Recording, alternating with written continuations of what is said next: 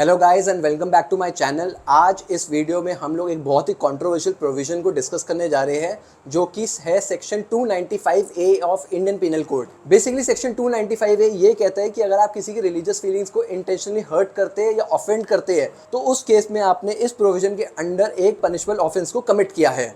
Section 295A की history को समझने के लिए हमें 1927 में जाना होगा। 1927 में बेसिकली एक किताब आई थी रंगीला रसूल। रंगीला रसूल प्रॉफिट मोहम्मद की पर्सनल लाइफ से रिगार्डिंग एक स्कैंडलस स्टेटमेंट्स दी गई थी। इस किताब के आने के बाद बहुत ज़्यादा विवाद हुआ था और लोगों ने प्रोटेस्ट किया था कि एक कोई ऐसा सेक्शन आना चाहिए जो ऐसे केसेस को डील करेगा। तो लोगों की डिमांड को सुनते हुए ऐसा एक सेक्शन आया गया जिसे हम सेक्शन 295A कहते हैं, जो इन चीज़ों से रिगार्डिंग डील करता है। So what are the essentials of a crime under section 295A। Section 295A के अंदर अगर क्राइम कमिट होना है तो सबसे पहले जो फीलिंग्स को हर्ट किया गया है और ऑफेंड किया गया है वो इंटेंशनली करना ज़रूरी है और मैलिशियस एक्ट होना ज़रूरी है। सेकेंडली, जो फीलिंग्स को हर्ट किया गया है it should be in writing, यानी कि राइटिंग होना चाहिए या थ्रू साइन होना चाहिए या फिर कोई विजिबल एक्सप्रेशन के थ्रू होना चाहिए या फिर किसी इमेज के थ्रू होना चाहिए। इस सेक्शन के अंडर जो पनिशमेंट है वो एक्सटेंड करी जा सकती है 3 साल तक के लिए, साथ में फाइन हो सकता है और दोनों भी हो सकता है। इस सेक्शन के अंदर जो ऑफेंसेस है वो कॉग्निजेबल है और नॉन बेलेबल है। इस सेक्शन से रिगार्डिंग कई लैंडमार्क जजमेंट्स आ चुकी है, वो कुछ ऐसी है।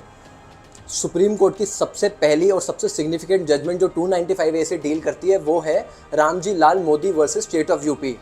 इस जजमेंट में सुप्रीम कोर्ट ने कहा था कि 295A तब तक अप्लाई नहीं होता जब तक कोई एक्ट को ये दिखा ना दिया जाए कि वो डेलिबरेटली किया गया है और मैलिशियस इंटेंट के साथ किया गया है।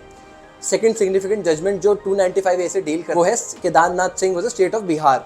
इस जजमेंट में सुप्रीम कोर्ट ने ये कहा था कि कोई भी रिलीजियस बिलीफ को या रिलीजन को जितना भी हार्शली क्रिटिसाइज किया जाए तो भी 295A उस केस में अप्लाई नहीं होता, क्योंकि जो हार्श क्रिटिसिज्म है वो फ्रीडम ऑफ स्पीच से प्रोटेक्टेड है।